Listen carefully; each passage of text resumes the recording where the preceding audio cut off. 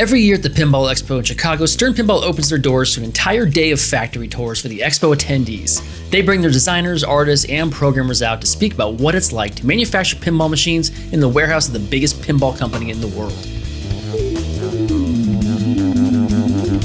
Moments before the event was to kick off, Joe Marchfield and Zach Sharp from Stern gave me and my camera a quick walkthrough of the factory. Elizabeth Gieske, one of our software developers on our game. In fact, that's the game that she works on, Dungeons & Dragons, which is on the line today. Here's our 4-post press.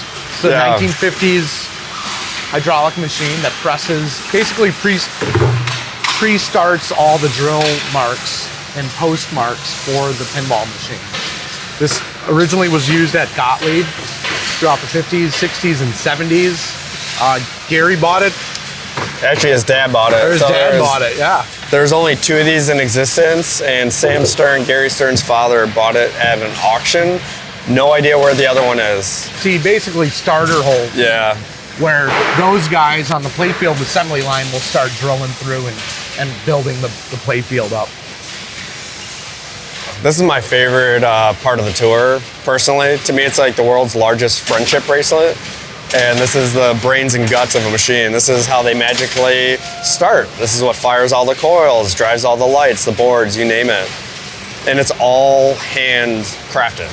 So every step along the way, there's no robots building these things. It's all completely handcrafted. So they're threading those all by hand. You know, they're crimping it, clipping it, testing it, all here. And obviously, you know, if something breaks and you need to trace a wire, that's why you have the different colors. So that way it's not like, oh, cut the blue wire, but there's like 8 shades of blue and you know exactly what you need to fix if you need to. Fun fact, but every pinball machine has about 1/4 mile of wire in it, which is reduced. It used to be around 3/4 miles of wire. But with our new spike system, we're actually able to reduce that complexity to make things a little bit more reliable, easier to service. Because these are commercial pieces of equipment and you don't want any downtime because this is what makes people money. So you can kind of see it right here, all custom built. See, they kind of map the schematics of the wire harnesses for each game. Here's some of the smaller sub-assemblies. Obviously quality control, pretty vital here. So checks and balances every step along the way because good in equals good out. And if it doesn't work right here, it's not going to work in the end product. So there's testing every step along the way. And I like to call this the first line of defense. This is our incoming inspection department. So this is where we get all of our parts in from our vendors. And this dedicated team will go through by hand and, you know, measure, test everything that comes in to make sure it looks and works correct. And if it doesn't, then over here, you'll see a whole bunch of orange stickers on boxes that says reject. We send it back to our vendor because again, good in equals good out. And if it's bad, we'll send it back to the vendor so that way we can get the right parts. So you can even kind of see the sign, rejected parts. So all those things are going to be sent back to our vendors. But if it does pass inspection, on the other side is our stock room. It's kind of like the Ark of the Covenant, Indiana Jones. I mean, it's just columns and organization of all the approved parts. So when it's ready for production, they know exactly where it is. Over there is where we apply decals on the cabinet. We do a wet process, so it's kind of really similar in the automotive industry where they've got like this spray solution. They'll apply the decals, set it, remove the moisture, let it dry perfect. So that way it's like around the flipper buttons, the start buttons. So this is pretty cool. There's roughly 3,500 parts in every single pinball machine. And we'll go on to the main playfield assembly, but down this column is sub-assembly. Because there's so many parts in the pinball machine, there's a lot of these subcomponents that are put together by hand before they're passed off on the outside main playfield assembly. And this is my second favorite part of the tour, which is just the main playfield assembly. And what's really cool, and you'll see it, the game will come alive. It's like right here, it's just an arted playfield. And as we slowly walk down, now you're gonna start getting posts and nuts put on here. You're gonna get some of the guardrails. And as we keep going down, now it's the underside of the playfield, they're gonna start putting the switches, coils. Yeah, but like a true assembly line, you know, every station has its purpose, and they're put on these blocks to slide down, so it's like on to the next person.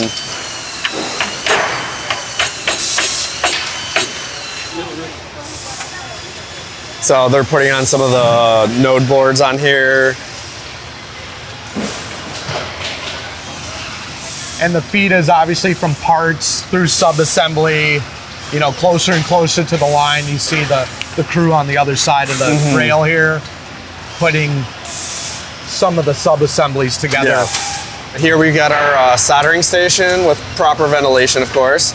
And this is where, you know, that cable assembly. And of course, everything is properly labeled. So, you know, Dragons Pro, because we want Dungeons and Dragons to go in D&D and not in Star Wars. So, but yeah, I mean, this is like, again, I love this part because as you just keep working your way down, it starts coming alive. So this is like, you'll start getting the ramps and the toys put on at the very end here. Yeah, ramps, wire forms, you bigger, get bigger toys. Yeah, the cube getting put over there, the gelatinous cube.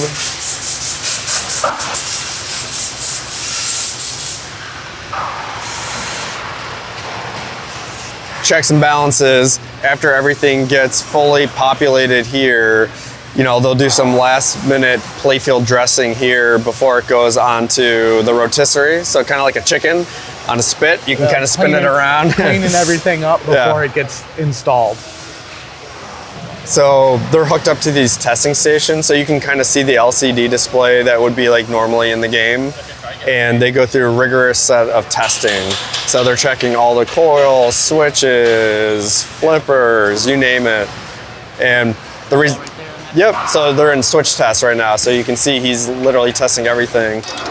And with it being on the rotisserie, it's easy for him to address if something wasn't firing properly. He can quickly check underneath. Does something need to be resoldered? Does he need to reseat a connector? But they go through like a full set of testing to make sure everything is working and firing properly.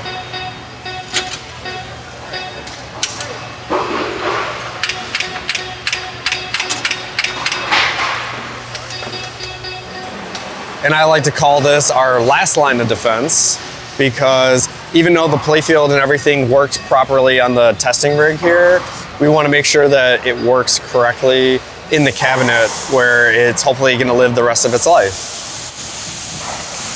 Yeah, these guys they'll put the playfield down and play these games before they get boxed. So they'll go through like the same kind of rigorous testing and, you know, even like play as well, just to see how it's playing. The main game designer will be on the end of the line at times to kind of see their creation because they know how it plays best.